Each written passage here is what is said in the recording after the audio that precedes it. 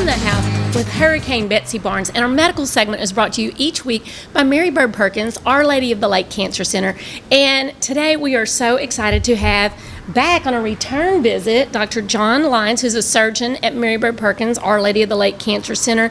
And we preface that November is Pancreatic Cancer Awareness Month, and a lot of people don't think about that as much as they think about other cancers. But let's just tell folks why pancreatic cancer is such a problem and why we need to be more aware of it. Yeah, pancreas cancer is a really big deal. Pancreas cancer affects about 60,000 Americans every single year, and it's one of the deadliest cancers. 60,000 people are diagnosed with pancreas cancer every year, and about 50,000 people die from pancreas cancer. So it's a very deadly problem for a number of reasons, but mainly because when it's diagnosed, it's usually at a late stage. Right.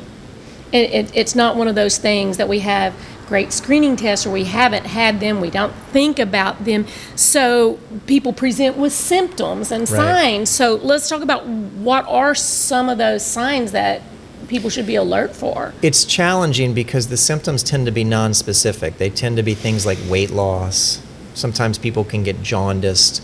Early satiety or getting full quickly when you eat is sometimes a symptom.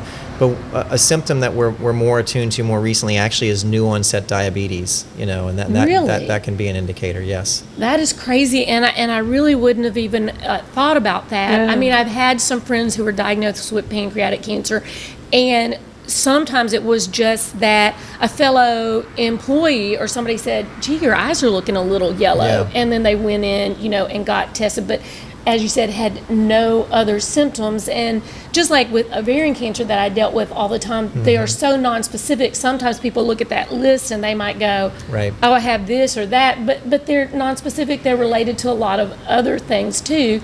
So another reason for people to be in tune on changes that's going on with them. And I'm sure some of the endocrine folks are now, if that's an alerting sign when they're diagnosing somebody with diabetes acutely, that they may be keeping this in mind more than they used to in the past. But y'all started a team that's a high-risk pancreatic cancer program at the lake, Mary Bird Perkins, Our Lady of the Lake Cancer Center. I need to, get all of that out, not backwards. It's a lot of words. It's all connected together. But tell us about this program. Right. So we have multidisciplinary teams set up at the Cancer Center devoted to different organ specialties. And so there's a head and neck team, and there's a lung cancer team, and I chair the hepatobiliary team, hepatopancreatic biliary team.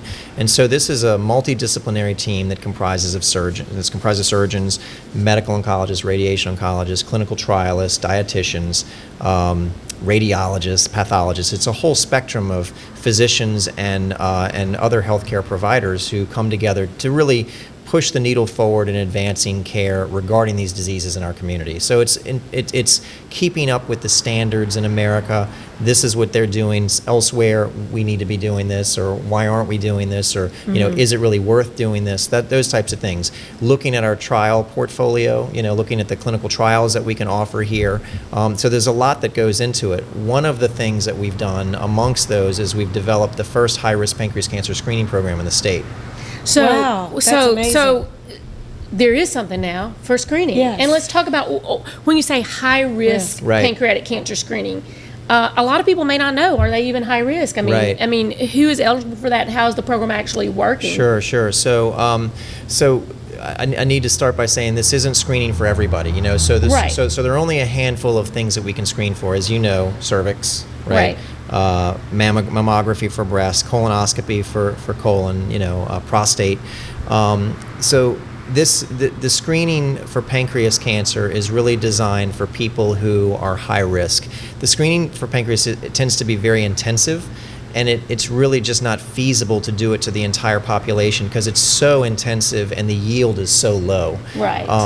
But there are certain individuals who have a high risk. So that would be high risk people based on certain genetic mutations that they've inherited through their family, or a really rich family history. Mutation negative people that have a rich family history. So greater than 2 first-degree relatives, or 3 relatives with pancreas cancer would qualify a person as high risk.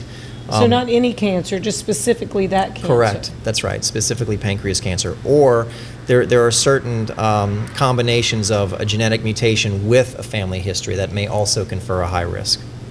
So, but at least that's a step in the right direction. It is. That there is screening for high-risk individuals That's now. right. That's correct. So then family members of someone with the diagnosis, y'all would be encouraging them to go ahead and maybe consider screening, correct. especially if they have some of the other symptoms. That's right. We've identified some people, right, because a family member has presented with malignancy and we've treated them, and in the process we've done, family histories and said, oh, well, your brother, your children, they need to be, they need to be screened as well. So yes, we certainly have identified people that way. And there's so many different people on different teams that help people at Mary Bird. Yeah. That there could be a lot of support as well as education for those other family members. That's right. Exactly. And, if somebody is diagnosed with pancreatic cancer, I know it's been a very difficult surgical path in the past. So what are some of the advanced treatments that, we're able to offer people, y'all are able to offer people here right in Baton Rouge at the Cancer Center, whereas a lot of times people would think, oh, I got to go off, I got to go to another state. Right. What are some of the things going on in that realm? Right. I mean, traditionally, pancreas cancer surgery has been very complex. So it is very complex, and it's traditionally been something that people have felt that they had to go outside of this community to receive, and that's certainly not the case anymore.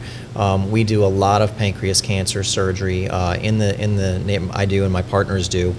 Several of these operations can be done through small incisions, minimally invasive surgery, and we've been very fortunate to have very good outcomes.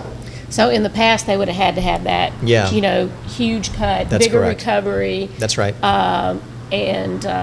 So. Right, when we can do it through small incisions, typically, that's right, their recovery is faster, their return to work is faster, that's right. And then if they need chemotherapy or something, their receipt of adjuvant chemotherapy or adjuvant radiation is usually quicker when it's done through small incisions. When they're not having to recover from Correct. a big incision in that surgical thing, the recovery is quicker so that they can start the additional treatments right away and kind of get better results. That's correct. In the long run.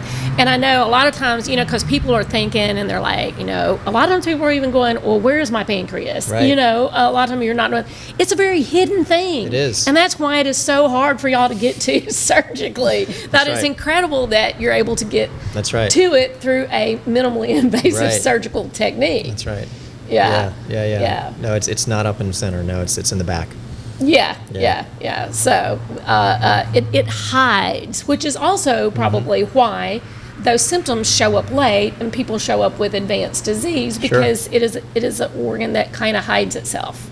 That's right. In you, and just because it produces all of those endocrine hormones it actually makes sense that somebody with acute diabetes. That might be something that was going on that they were being diagnosed with, because that's what regulates your insulin. Is there an age group that you're seeing more often? Is it more 50s to 60s, 50s to 70s, 40s to 60s? It's the over 50 age typically that we see most commonly. Yeah, certainly it's a disease that affects over 50-year-olds commonly. Having said that, I've certainly seen young people with it, but yes, it's more common in above 50 age categories. Men have a little bit higher prevalence than women, maybe 55, 45 kind of thing. So it's not tremendously tilted towards men, but slightly.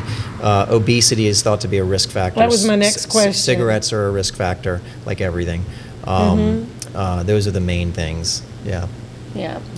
So overall, taking care of yourself, and is it not necessarily genetic?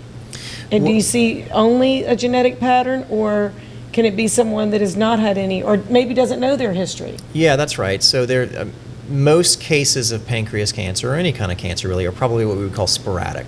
right? And that there's not a familial gene that is passed from parents to children that generated it. We think it's something that was acquired, that you got through some exposure, something you ate, something you saw, something that happened to you that just occurred. So it's a sporadic, and most cancers, including pancreas, tend to be sporadic. But there are some subtypes and people who have these familial cancer patterns because of genes that were passed, and they remain dormant for many years, and then at some point it turns the trigger on. It turns an oncogene on, and then generates a malignancy, and so. And we don't really know. We're learning so much more about that it certainly may be inflammatory things that you're having in your diet, poor diet, lack of exercise, just, so when they say, well, what can I do to make myself less risky, again, it's really important. Your diet choices, your exercise choices, your general health choices, and part of that with the obesity is maintaining normal body weight, so you have less risk of these diseases. So abstaining from smoking. From smoking, big time. So if somebody's listening and they go, I could benefit from that program, what do they need to do? So if someone thinks that they are high risk, I think a good thing is always to talk to your family doctor and discuss, discuss whether you really are indeed high risk.